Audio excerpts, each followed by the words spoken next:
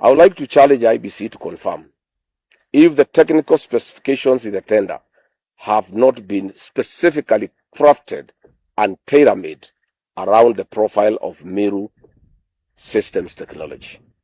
The IBC must tell Kenyans whether this procurement process is in line with provisions of Article 227 of the Constitution and Section 60 and 61 of the Public Procurement and Asset Disposal Act.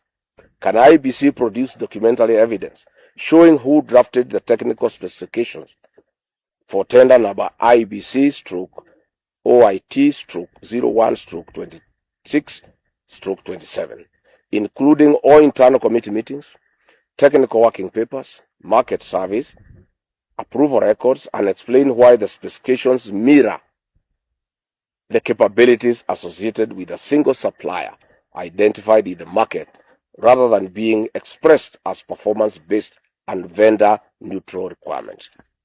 Before publishing the tender, what market analysis did IBC undertake to establish the multiple qualified manufacturers or system integrators could realistically satisfy every mandatory technical requirement, and how many suppliers were identified as capable of meeting the specifications without requiring exceptions or waivers?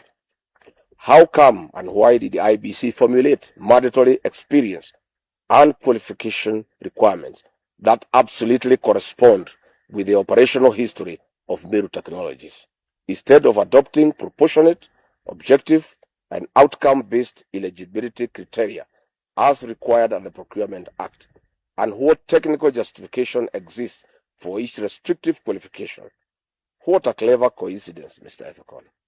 How come and why does the tender document contain numerous provisions requiring IBC to insert, specify, or determine technical standards later, which stimulously imposing rigid mandatory requirements elsewhere? And how can bidders prepare comparable and responsive tenders where essential specifications remain undefined or internally contradictory?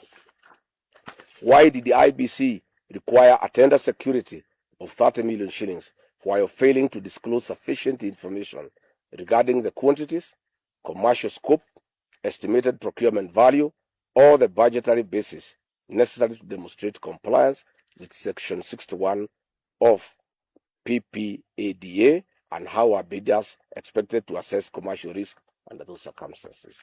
Finally, given that the Constitution requires procurement to be fair, equitable, transparent, competitive, and cost-effective, what safeguards did IBC implement during the drafting stage to ensure that no manufacturer's proprietary, architecture, certification profile, or product ecosystem, including that associated with the Meru systems, was embedded into the mandatory specifications in a manner that